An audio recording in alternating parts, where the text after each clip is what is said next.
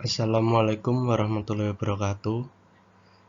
Perkenalkan, nama saya Rito Panggali dari Prodi Sastra Indonesia dengan nomor induk mahasiswa B02259. Di sini saya akan menerangkan tentang sejarah singkat perkembangan tasawuf. Yang pertama, istilah sufi pertama digunakan oleh Abu Hasyim Al-Kufi yang meletakkan kata sufi di belakang namanya, sehingga dapat dikatakan bahwa istilah sufi baru digunakan pada penghujung abad kedua Hijriah. Pada awalnya, ilmu tasawuf merupakan suatu aliran pemahaman yang sederhana, yang menekankan amalan hidup yang menentang kemewahan dunia. Menurut Syafi'i, Nabi Muhammad adalah seorang sufi karena telah pergi menyendiri di Gua Hiro, sehingga akhirnya mendapat wahyu pertamanya di sana. Pada abad ke-7, kehidupan rohani sufi semakin marak diterapkan.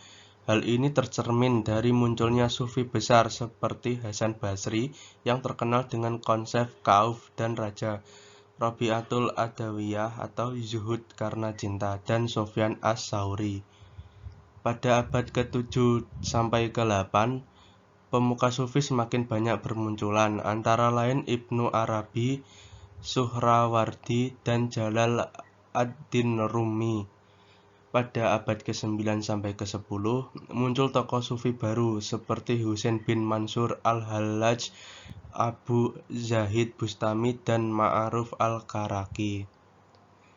Dan pada abad ke-11, tasawuf sempat dianggap ajaran yang bid'ah, hingga Al-Ghazali mendamaikan pertentangan antara kaum sufi, ahli fikih, filsafat, dan ilmu kalam tersebut.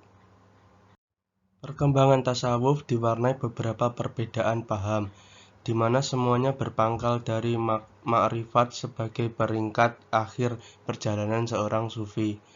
Tasawuf sendiri terbagi ke dalam dua aliran besar, yaitu tasawuf Sunni dan tasawuf non-Sunni.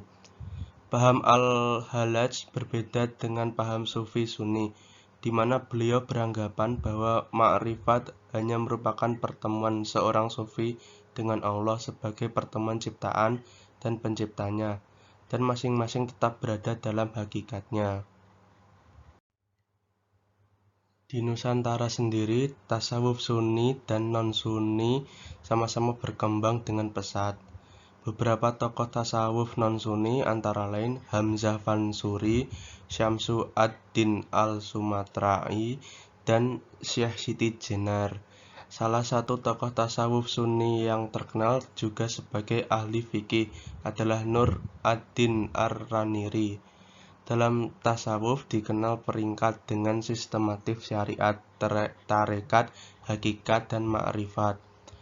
Tarekat sendiri ialah jalan spiritual mendaki menuju hakikat, dan merupakan bentuk artikulasi yang paling nyata dari persentuhan tasawuf dengan tradisi lokal.